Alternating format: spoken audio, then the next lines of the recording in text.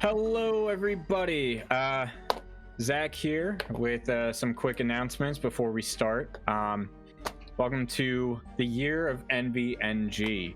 With 21 being our favorite number, we have dubbed this our year and want to give back to you, our listeners, all year long. Throughout the year, we'll be hosting various charity streams with local organizations that are near and dear to our hearts, doing live giveaways during our Pathfinder streams on Wednesdays, playing new and exciting games, and who knows what else.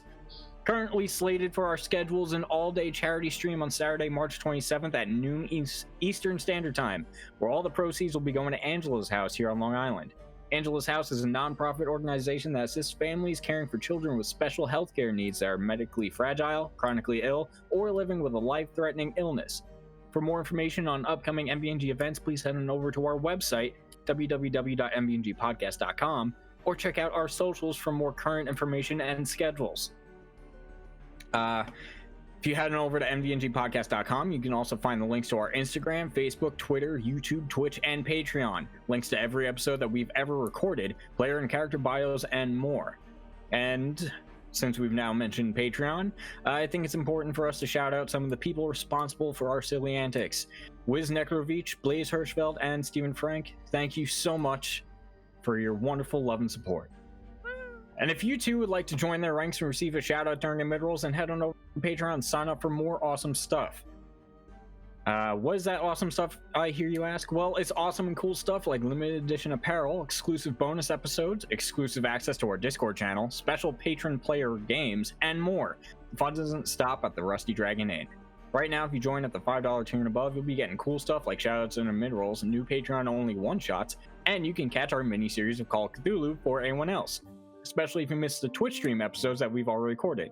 And hopefully you're paying attention tonight, because that's what we're doing. Those episodes are recorded live on Twitch every month, and now that our intrepid investigators are finally out of the prologue, the world has just gotten so much scarier. Keep an eye on our socials for more information on when to catch those streams live. By subscribing to our YouTube channel, you can see exclusive unboxing and video reviews of new gaming stuff after we've come across gaming stuff that we've come across on our many travels, as well as interviews with some awesome creators, fun one-shot games from Twitch, and the aforementioned Cthulhu episodes that come out every month.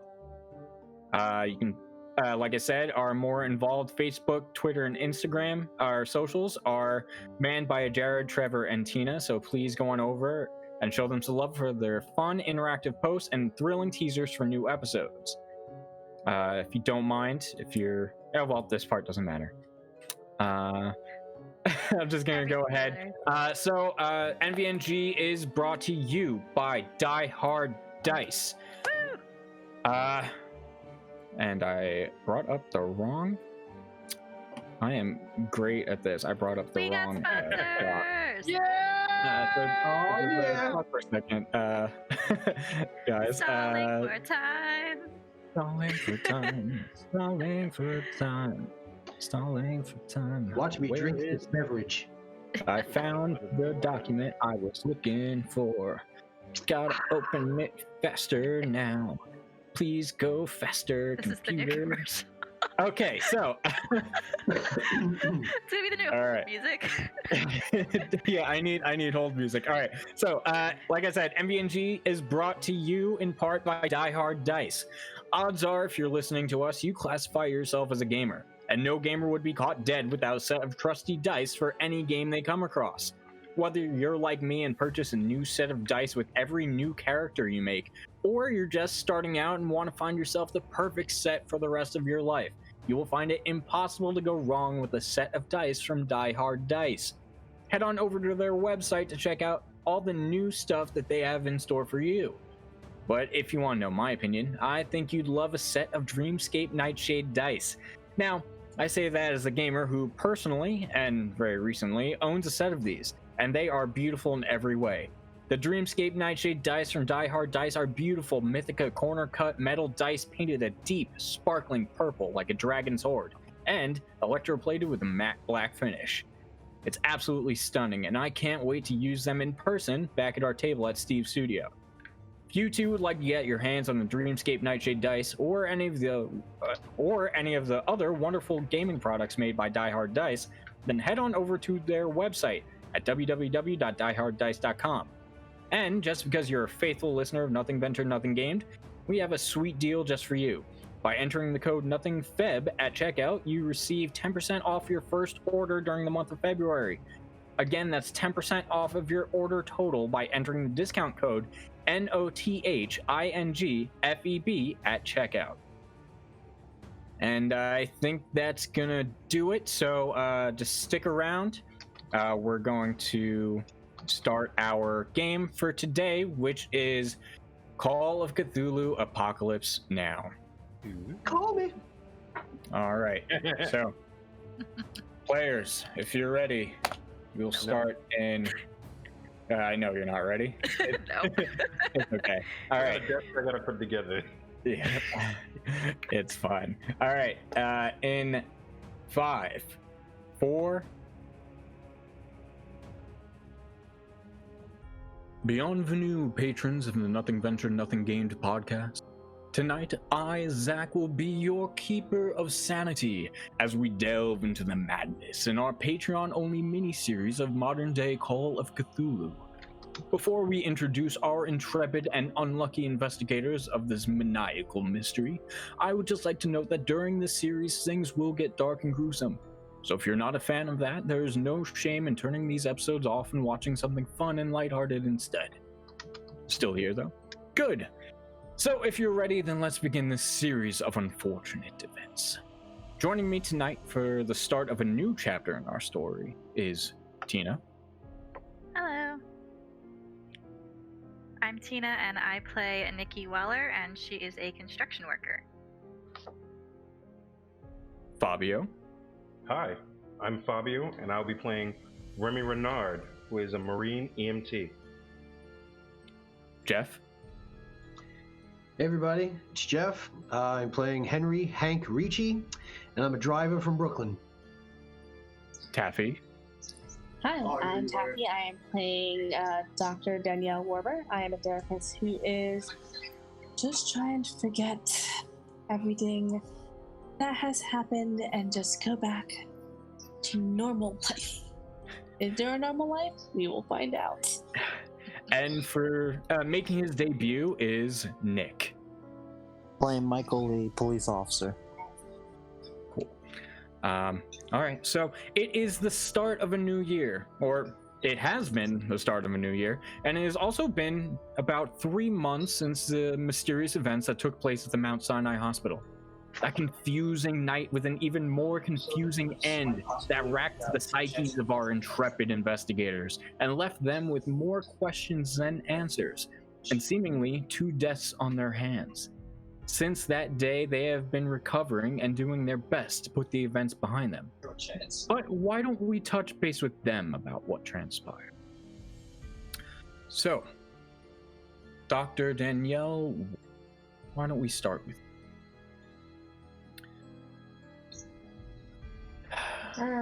Well, after the events that had transpired, I still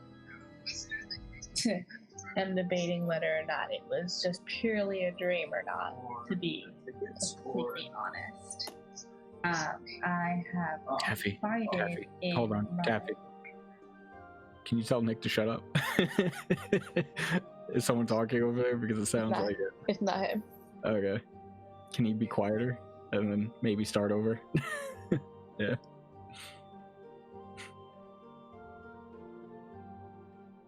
It's okay. This is all editable stuff. It's fine. We have the technology. Yeah. Not us. Not us. It's not us. It's a child. It's cool. It's fine. Yeah, it's fine. Tell your child to shut up. Your child can shut up. Also, you need to get sort of both of you in the frame a little bit better. If he doesn't want to be on camera, he doesn't have to be on camera. I don't want to be on camera. Oh, I'm sorry. I didn't know that we were going that route. My bad. Yeah. Damn it, Jeff! Just because I'm suspicious of your character doesn't mean you can dox me. We'll show his shoulder here. Okay. The sexy I shoulder. think we are good. Okay, May I so start over? Start over 3.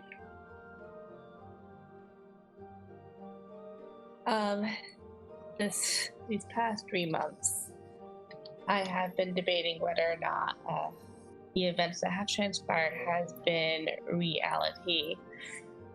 or not. I know that they are, but deep inside, I just truly wish that they weren't.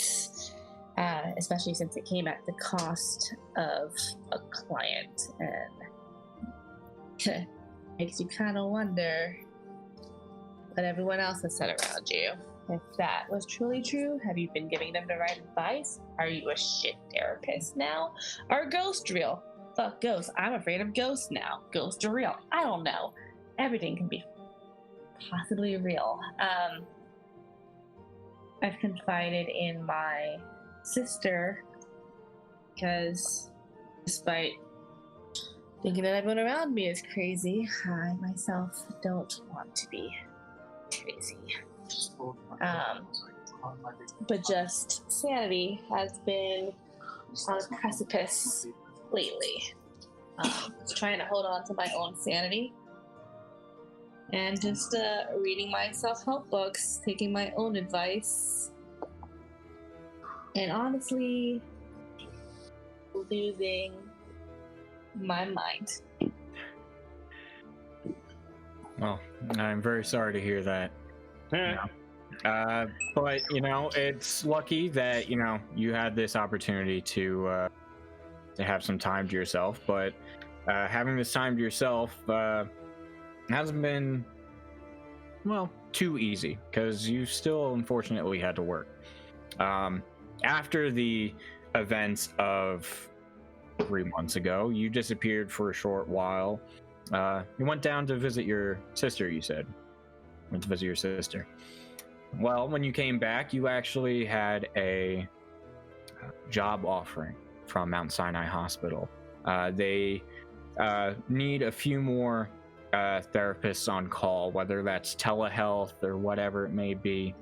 So you've been able to keep yourself mildly busy in the times when you're not hyperventilating about your own existence and sanity, to help others kind of get through their own self-awareness, as it were. And every once in a while they would ask you to come in to see some specialty clientele inside the hospital. So this has been part of what your life has been like for the last 3 months.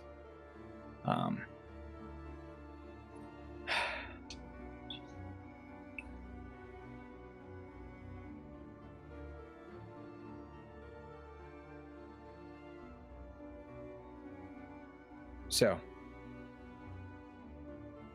with... Oh, sorry. Give me a second, sorry. I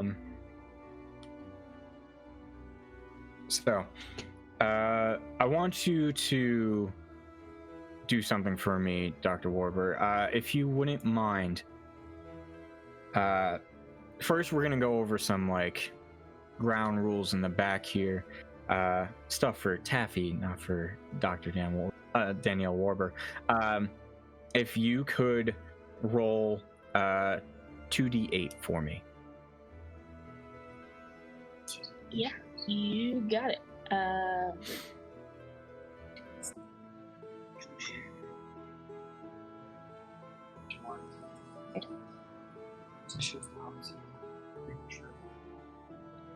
$2d8, right? Correct.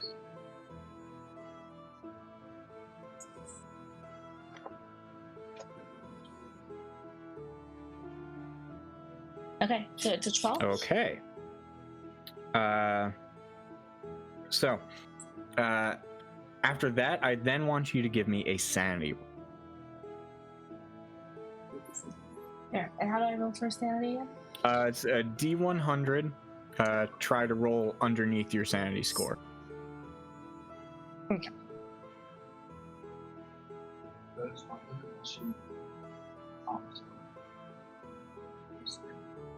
It is not under my sanity score by any means. What did you roll? I rolled a 93. I believe my sanity is currently at a 40 something. Okay. Well, so I know that's not. That's not good. Yeah, sanity's 44. but Yeah, not great. It's not so good, but it's not terrible. It could be worse. So here's what I want you to do. This period of self-reflection and also helping other people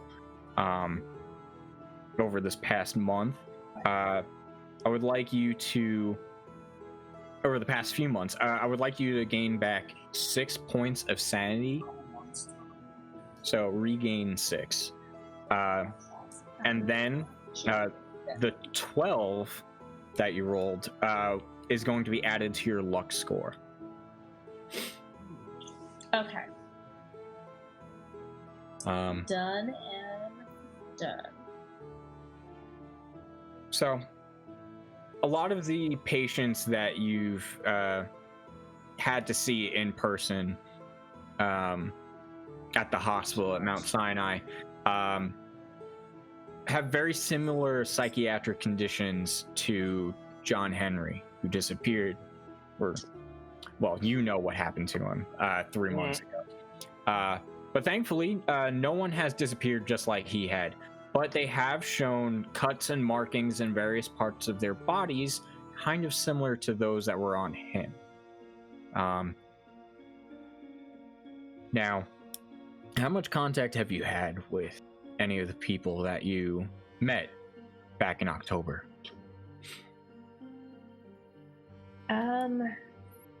I would say pretty limited, since I tried to put the whole event behind me. But if anyone reached out, I would have given a immediate, automated kind of psychiatric kind of response to what was being said. Just the typical how have you been feeling about that? Have you been seeing things, or what other traumatic experiences have you been feeling? But I would have tried to relate it to reality as much as possible, without mentioning certain words that would seem insane. All right, that's fair. All right, well, we're gonna take a quick break from you, Dr. Danielle Warber, and we're gonna ask someone else how they've been doing these past few months. So, Mr. Ricci. That's me, sir. Yes. Why don't you give me a bit of background on what you've been doing over the past 3 months? Well, pretty much after all of that, I was kind of shook for a while, and I just kind of been trying to just kind of keep busy working. It's been a little tough, but I had a couple of accounts that give me steady business, enough to keep keep some money rolling in. I've taken on some small mechanic jobs to make a little extra cash. And mostly the only person I really talk to about what happened is Mr. Randazzo. Mr. Randazzo is a good friend of mine, a friend of my father's. We go back a long way. You know, I don't want to worry my mother about any of this stuff. But, so you told him in detail about the events of October 13th? I would probably say maybe 70% detail. You know, I didn't want him to think I was completely, bonkers. Even though he probably thinks that already. He thinks anybody under the age of 40 is bonkers. All right, well. But, yeah, it's, I just keep telling myself that I know what I saw, and there's no way that it wasn't real because I felt it all. I know I didn't imagine any of that. There's no way. It was just way too real for me. So then pretty much everything at this point, as I said, I've been getting some steady work, which is good because not a lot of people are getting steady work. I'm working on a few cars for people in the neighborhood. Old Mrs. Manicotti, she dropped off her car. I've been working on her car for a while. Have you sought any help with your apart from speaking to Mr. Rundaz, have you like sought out help in talking about your situation? Oh yeah, I made an appointment to see somebody about all that. Because I can't just keep it all inside; it would drive me crazy. I have to talk to people about it. But I don't get as in depth. I sort of I tell the woman pretty much what I thought I saw and what I thought I felt. It's it's a little crazy. I do a lot of praying. I see. All right, well, the past few months, just going back over this from what you told me, have been a little rough since the night of the hospital. Continuing pandemic and quarantine restrictions are set in place. Work has been hard to keep steady, but you've done your best to stay afloat, correct? Yeah, like I said, I've taken on some side mechanic jobs, and I've been actually very good. My account with the Brooklyn Borough President has sort of really been keeping me afloat. That's true. Driving around and some of his people as well. That's true. Mr. I hear that Mr. Adam Eriks, Brooklyn Borough President, has been using you as his private driver in this time. And, that really just means going from town hall to city hall to wherever they're discussing plans for vaccine distribution for the next year, back to his home. He uses you to... He pretty much stays home when he's not there. Right. You've been vital in helping him. You've done your best to stay safe and everything, which is good. Well, I try to be personable with my riders, because I like to get called back. Very true. Very true. All right. So, Jeff, for Mr. Henry Ricci, would you mind rolling me 2d8? Telling me the result. That's an 8. And that's an 8. Oh, wow. 7 and 8, 15. Nice. All right. And if you wouldn't mind giving me a sanity check. Okay, based off my current sanity of 49, correct? Yes, correct. 20. 20. All right, you succeed. All right, so you will be gaining the whole 15 back in your sanity, and your luck is actually going to go up by 16.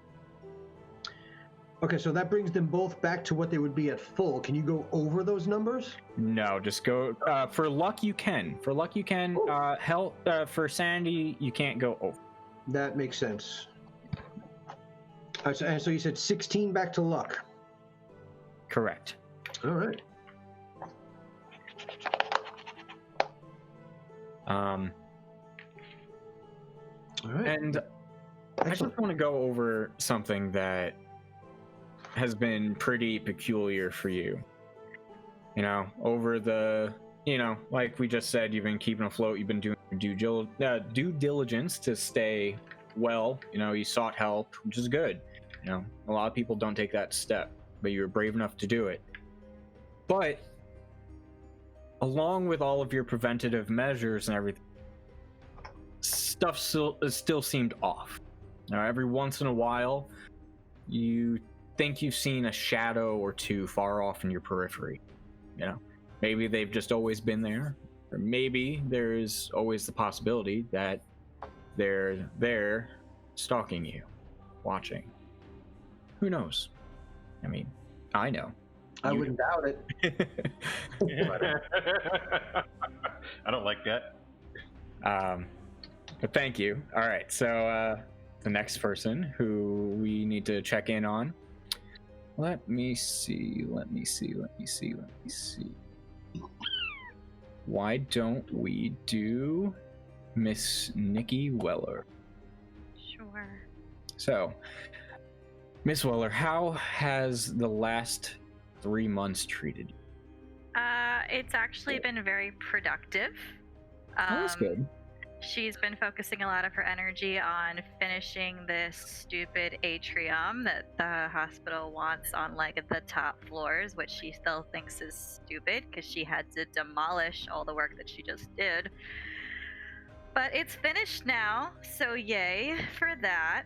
And since she was put in charge of the project, there have been very few injuries, which is something she takes a lot of pride in. Kind of hoping maybe there's a raise involved somewhere, but we'll see.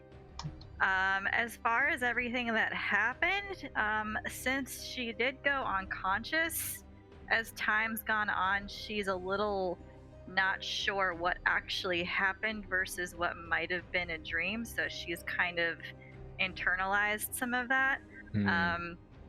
She does realize that she has some like weird fear of heights that she didn't have before, so she's just a little cautious when she's working on those top floors, trying to do some like deep breathing exercises to keep herself calm, because the last thing she wants is to be seen as incompetent in her field, especially when she is doing so well.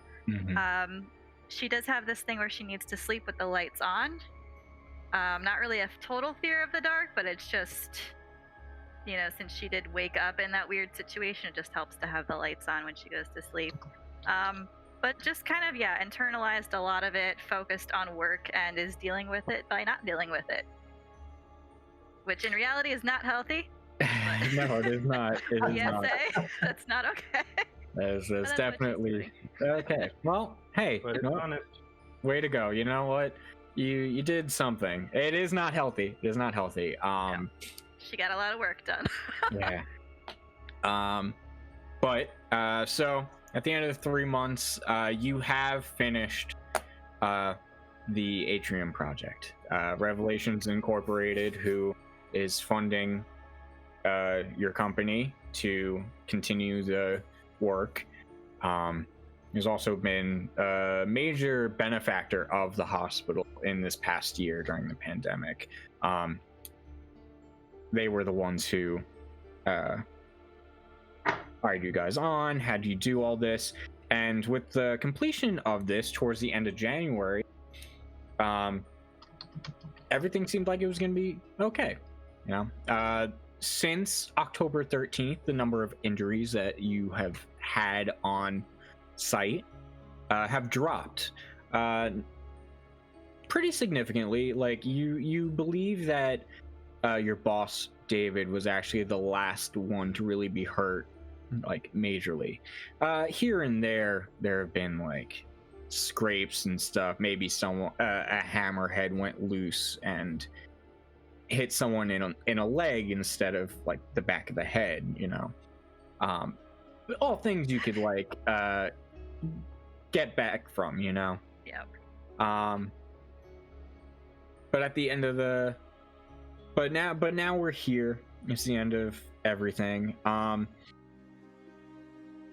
Have you tried to keep in contact with anyone that you had run into that night? Not really, unless they've been at the hospital. She's been mainly working on her floors. Otherwise, she just kind of leaves the area. It kind of gives her weird vibes. You know, she spends some time with her friend Becky, but doesn't really talk about what happened too much. That's really it. Fair enough. All right, now, Tina, if you wouldn't mind rolling me 2d8 for Miss Nikki Weller.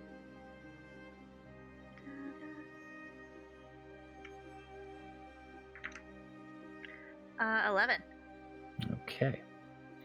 And would you give me a sanity roll? Sanity's not very high right now, so... Good luck. Nope, that's a 46. My sanity's a 27. Ooh. Yeah, I was not doing too well after the last session. Yeah. I went down, y'all. Yeah, we're And unfortunately, I would say the dumping yourself into your work definitely hasn't helped as a means of coping. So, what you're going to do is you're going to gain back 5 sanity points. Okay, I'll take it. Right? And then your luck is going to go up by 11.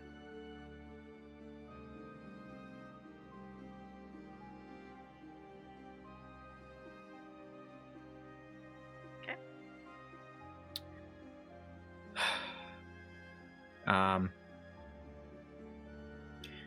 Towards the end of January, after the project were completed, the upper floors and the atrium, your boss David came to you later on, and because of your help, the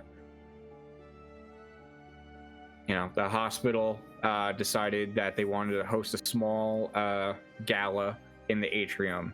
Just something small, one night to just honor their sponsors and benefactors over the last year. And then you, the Better is More contracting company, was actually, David was invited and asked you to be his +1 to the event. As a way of saying thank you to your hard work over the last few months. No raise, but I get to go to a party. See. Well, he didn't say that, but did not say that, but we'll see what happens. Okay. All right, and then no Jeff. and then moving right along.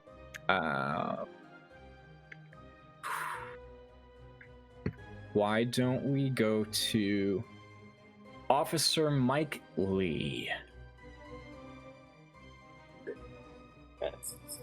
What's up?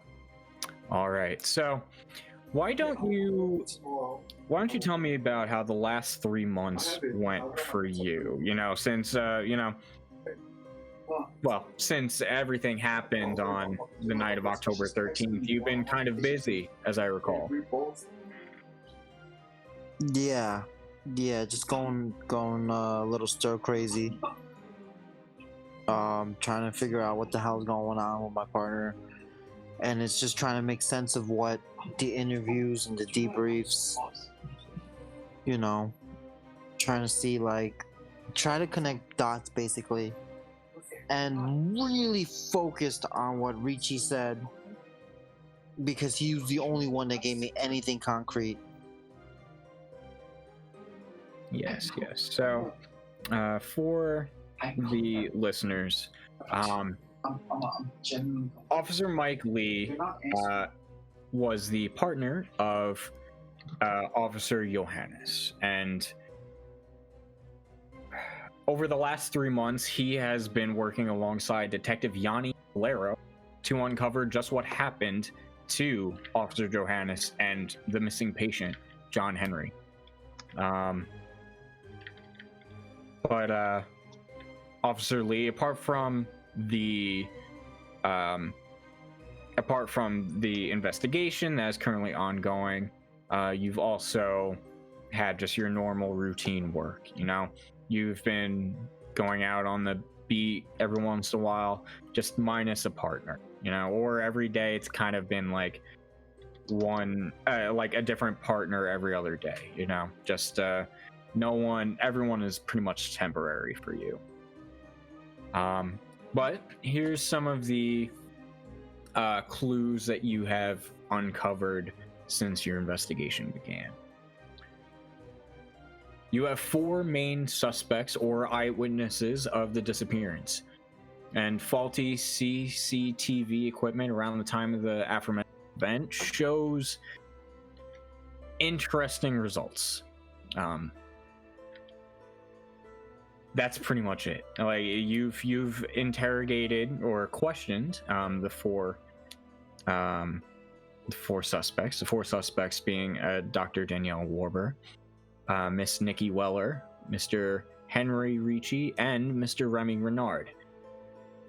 Unfortunately,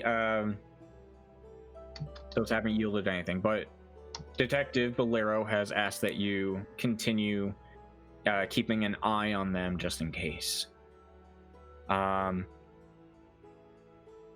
Over the last 3 months, because you have a closer connection to Dr. Warber and Mr. Renard, have you tried to contact them during that time? I've tried, but none of them have been getting through to me, and it's kind of making me even more stir crazy. I see. Well, just for fun, if you have the information in front of you, can you roll me a sanity check? I want to see something. Sure. So, for your first check, sanity, you would roll the D100 and try to roll under the score. I roll a 66. And what is your sanity? My sanity is It's probably 40. Yeah, so okay. All right. Well, yes, it has been kind of difficult to get a hold of all of your suspects, really. But with the holidays and everything, that's not surprising. People go away. They have other work. Hard to get a hold of people around the holidays. That's just how it is. But thankfully, with the new year comes new problems. So, so we will see how that goes in just a few minutes. Mr. Remy Renard. Hello. Tell me about the last 3 months. So Remy Renard's been busy. For the past few months, he's dealt with just a lot of dark thoughts, a lot of fear, a lot of just having like these pent-up emotions that he didn't know what to do with. After seeing the creatures that he saw, after having to take a life of someone so they wouldn't have to suffer so deeply, and after being what he feels cursed by some yellow being, it put him in a state of, I need to do something. So Remy reached out to his childhood priest, Father Nolan, who worked at St. Cyprian of Antioch Church, and he just basically went in there for confession. Almost once a week he would go into confession, try and talk to Father Nolan, try and get like just all this craziness out of his head and just tell somebody something. Father Nolan, being bound by his rule of not really saying anything, listened to Remy and really helped him through it. And he gave him some extra advice and said he wants him to go to this particular place. There might be people there that might be able to help him more. And they sent him to was sent to this center called Reload and Refresh. It's a center for wounded soldiers who suffer from PTSD. So he went there, basically became part of a group, started helping them out. On Sundays after church, he would go out there and just, work out with them, as well as, give out food to people that were stuck at home for too long and needed to grab, food distribution. So Remy's just been trying to do something and at least stay as close to the church, stay as close to people that can help him, because he just feels like something's out to get him. So he feels that if he's at least surrounded by holy things, it'll, keep him a little bit safer.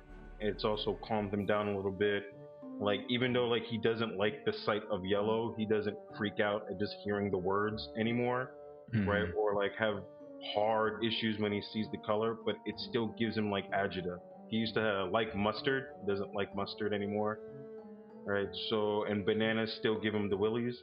So at this point, he's just trying to find ways to work around it, deal with it, and at least try and talk it out to people that can understand that, something's amiss.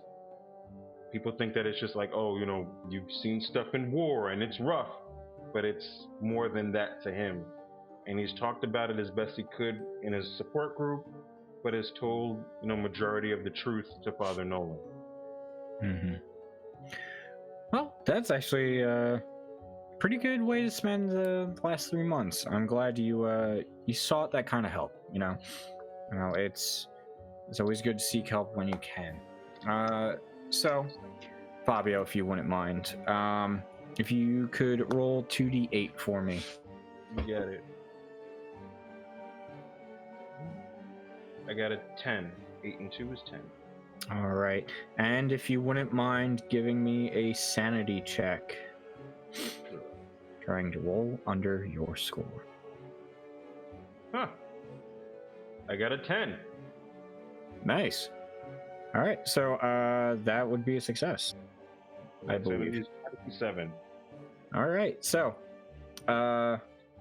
for seeking help and also for succeeding your sanity check, you will, instead of receiving 10, you will receive 12 points back to your sanity. And then you will be able to boost your luck score by 10 points. Now, here's the secret, folks. Your luck is boosted because you may need it. Wait, sanity went up 10 and luck went up 10, right? Sanity actually went up 12 for you. Oh, okay, 12. Okay. So, 70. Okay. So, lucky for you, since October, you've had a pretty normal work schedule apart from finding the time to volunteer and, just talk it out with other vets. And nothing too odd happened, thankfully. Every once in a while at work, you'll get a call for a mugging or something where the person was seemingly stabbed repeatedly or mauled by a wild animal of some kind. And unfortunately, those kind of help trigger the PTSD of the situation, Early on the night of October 13th, that was exactly kind of how you found Jonathan Henry, And, just like you said, over the past few months, there have been some days where the color yellow has been so pronounced that it's made it difficult to concentrate, but other days it's been okay. The days where it was really bad, you may have had to take a day or two off, and that's when you really put your all into the talking with the priest and just trying to center yourself in any way. Got it. Every once in a while, you swear when you're alone that you caught the whiff of a terrible rotting odor. And every once in a while, the sound of dogs barking or growling somewhere beyond your periphery. Always out of eyesight, but still close enough to hear. Got it. I'm writing that down. Yeah. Now, you haven't had any contact with people you met on the night of October 13th, have you? A couple of times I had to bring people to the same hospital that Nikki was working at. I might have seen her once or twice in a cafeteria, but didn't really stop to say hello.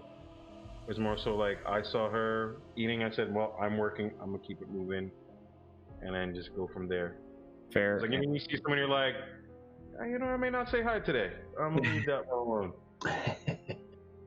Makes sense. Okay. So,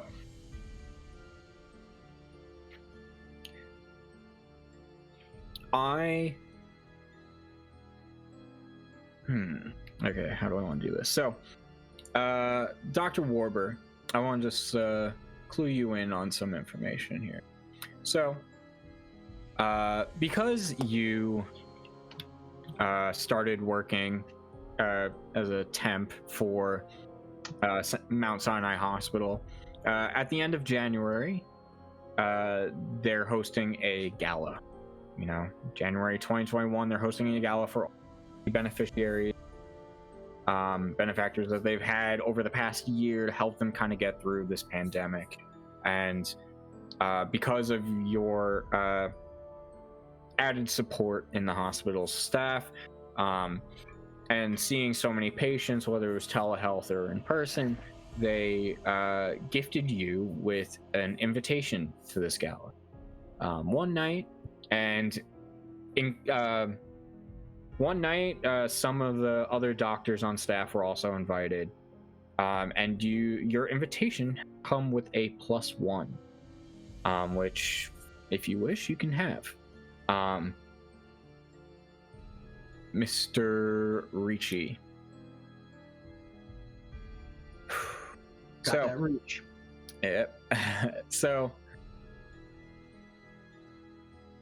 Mr. Adam Eriks, like we said, you've been carting him around most of the winter, as it were. And, you know, at the end of January, a new president was elected. So he's been pretty busy going to into the city to speak with the mayor of New York, speaking to the governor, you know, trying to get some help, let them know that there's like stuff going on that they need help with, you know, whether that's still vaccine distribution and whatnot. But you've also driven past a lot of peace marches, protests, whatever you want to call them. You know, most of them are and have been peaceful. You know, in the colder months, people kind of, you know, they try to get through things together. You know, so it's all been very civil in that regard. But like I said, you've seen these. You've had to drive up, and a lot of these have been at these major places where you've had to drive, Mr. Eriks. So the next bit will include you as well, Officer Michael Lee. Like I just said, towards the end of January, much of the police force has actually been utilized in keeping watch over peace marches, about pandemic awareness, increasing demands for civil rights, and congratulations to the newly appointed President of the United States as he makes his rounds to major points in the country to meet with mayors and governors of those areas. This one such place is City Hall. So you will be stationed there when we start. And Remy Renard, again, peace marches held to peace marches, protests, just for safety. Many of the hospitals in the area have set up pop-up stations along the routes of the marches, just in case of emergencies. Your EMT team, which is yourself, Miss Erica Burkowski, and Mr. Juan Melendez, who Mr. Melendez is the driver of your van, but you know, both of them still very proficient in their job, same as you. The three of you have been placed at one of these pop-up stations with your ambulance, just in case. You're somewhere around like you're somewhat closer to City Hall, where the crowd is a little larger. Got it. Can you say the names again? You said, was it Juan Melendez and the other one was what? Juan Melendez and Erica Burkowski. So it's a Berkowsky. Burkowski. So yes, the three of you have been stationed there, and now we're going to get into the nitty gritty of this. This episode may be a little shorter than anticipated, and we'll go into the specifics of what happens at these two events next time.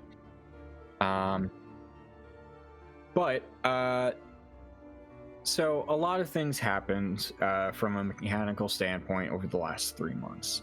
A lot of your roles today are reflective of your level ups in a way, because Call of Cthulhu, you don't really have level up, but there is like downtime in a way, and in downtime you can always improve yourself and heal, you know. Thankfully, none of you were actually hurt on the night of October 13th, as you saw when your wounds were closed up when you came back down into the hospital that night. And your sanity, everything that you saw still affected you, and that reflects in the points of everything that happened.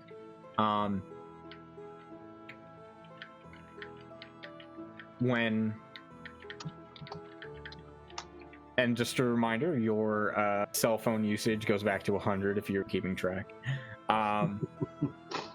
because that will possibly help. And you lose access to any specific weapons that you may have picked up in a moment of distress, as it were. I will not let you walk around with a nail gun, Tina. You mean a Rail gun. Rail gun. It's a nail It's gun. mounted on my wall and decor in my apartment. Okay, you can have it there. It'll be only in your apartment. So I can go back to my apartment and get it then, is what you're saying. Got it. Hold on, I gotta go home right quick. I'll be right back. I'm coming back with Big Bertha. Just sitting on the subway with my giant railgun. Like, hang on.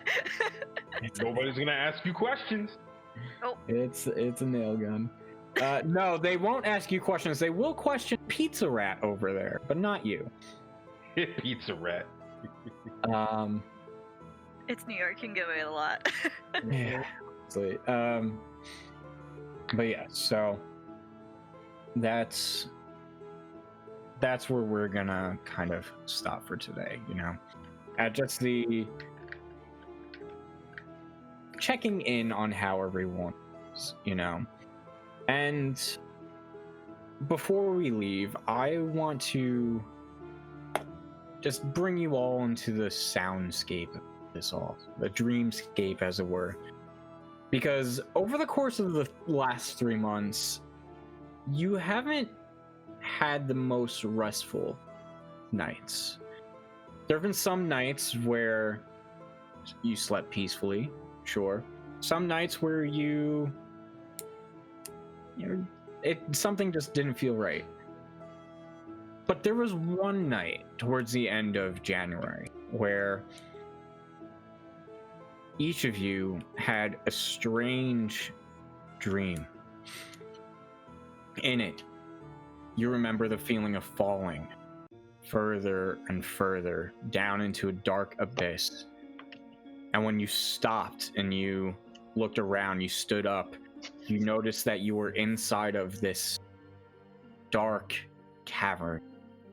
It seemed huge. Like you could look for miles, you could see nothing but darkness. But the echo that you heard whenever you called out proved that it was empty and, well, you think empty, but it was vast.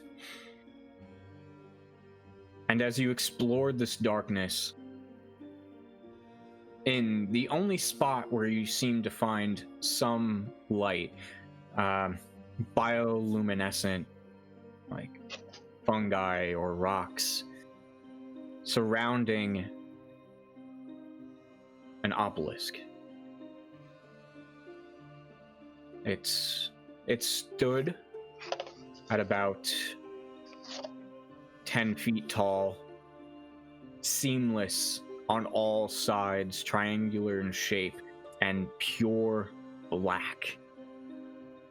And as you look into this obelisk, you hear the screams of something, the cacophonous echo that of unease in a way. You know, the silence was more loud than you ever would have imagined.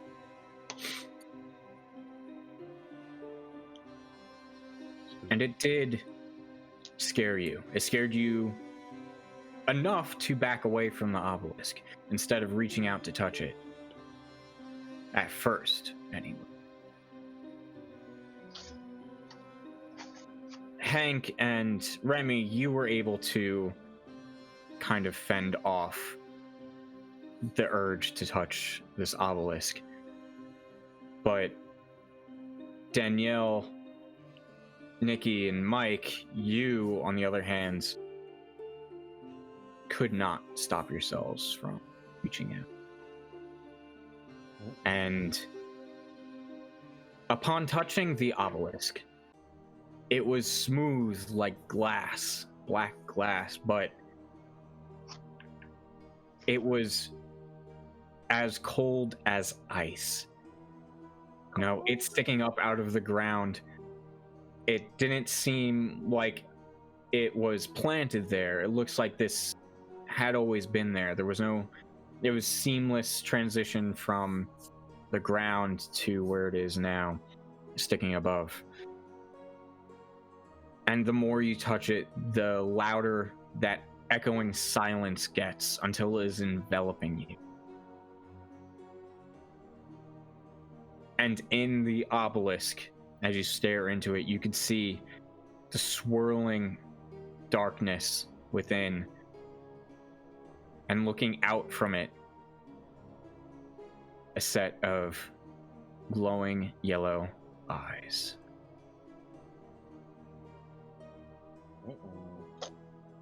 And now that we've seen how our investigators used their time the last few months, we fast forward to the present.